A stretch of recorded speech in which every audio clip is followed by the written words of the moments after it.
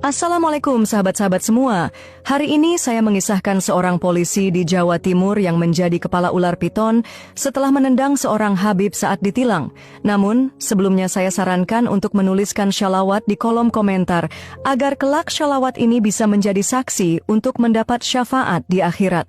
Di sebuah jalan lengang di Jawa Timur, Bribka Suroso berdiri dengan wajah dingin. Matanya tajam mengamati setiap kendaraan yang lewat.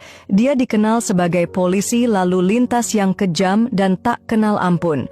Tak peduli apakah yang ia tilang orang miskin atau kaya, tua atau muda, baginya semua sama, sumber uang dan kekuasaan. Pagi itu sebuah mobil hitam sederhana melaju pelan. Di belakang kemudinya duduk seorang pria tua dengan sorban putih melilit kepalanya. Wajahnya tenang, penuh wibawa. Dia adalah Habib Al-Khair, seorang ulama yang dihormati banyak orang. Bribka Suroso mengangkat tangannya. "Berhenti," perintahnya kasar. Sopir Habib segera menepi. Bribka Suroso berjalan mendekat dengan langkah angkuh, lalu mengetuk kaca mobil dengan keras. "Turun, saya mau periksa surat-surat," bentaknya. Habib Al-Khair membuka kaca dan tersenyum lembut. "Ada masalah, Pak Polisi?" Tanpa menjawab, Bribka Suroso menyuruh sopir keluar dan mulai memeriksa mobil dengan kasar.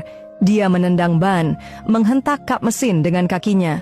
"Kendaraan ini tidak layak jalan. Saya tilang," serunya. Habib tetap tersenyum sabar. "Tapi Pak Polisi, semua surat lengkap dan kendaraan ini tidak ada masalah." Bribka Suroso mendengus. "Saya yang menentukan.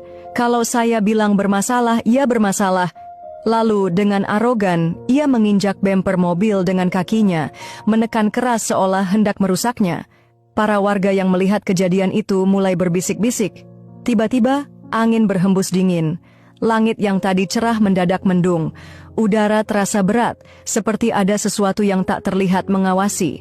Bribka Suroso merasakan tubuhnya menggigil. Kakinya tiba-tiba lemas. Ia mencoba berbicara, tapi suaranya tercekat di tenggorokan. Tangannya mencengkeram lehernya sendiri, matanya membelalak, tubuhnya gemetar hebat. Para warga berteriak ngeri saat kepala Bribka Suroso perlahan berubah, kulitnya mengelupas, wajahnya memanjang, dan dalam hitungan detik, kepalanya berubah menjadi kepala ular piton besar. Lidah bercabang menjulur keluar, matanya berwarna kuning terang, bersinar menakutkan. Para warga menjerit, berlarian ketakutan. Habib Al-Khair tetap berdiri tenang. Ia menatap Bribka Suroso dengan tatapan dalam. "Ingatlah, siapa yang menindas orang tanpa alasan akan mendapat balasannya. Tuhan Maha melihat." Bribka Suroso meronta, mencoba meraih wajahnya sendiri yang kini bersisik dan menyerupai reptil. Ia berteriak, tapi yang keluar hanyalah suara mendesis mengerikan. Tak lama setelah itu, beberapa anggota polisi lainnya yang menyaksikan perubahan Bribka Suroso hanya bisa terpaku dalam ketakutan. Namun, beberapa dari mereka segera sadar dan bergegas mendekatinya. "Pak Suroso, Anda tidak apa-apa?" seru salah satu rekannya, Aibda Herman.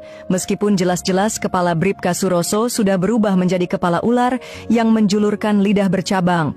Bribka Suroso hanya mengerang. Suaranya kini bukan lagi suara manusia, melainkan desisan tajam yang membuat bulu kuduk berdiri. Tubuhnya masih berbentuk manusia, tetapi kepalanya telah sepenuhnya menjadi kepala ular piton besar dengan mata bersinar keemasan. Para polisi yang ketakutan segera membawanya ke dalam mobil patroli.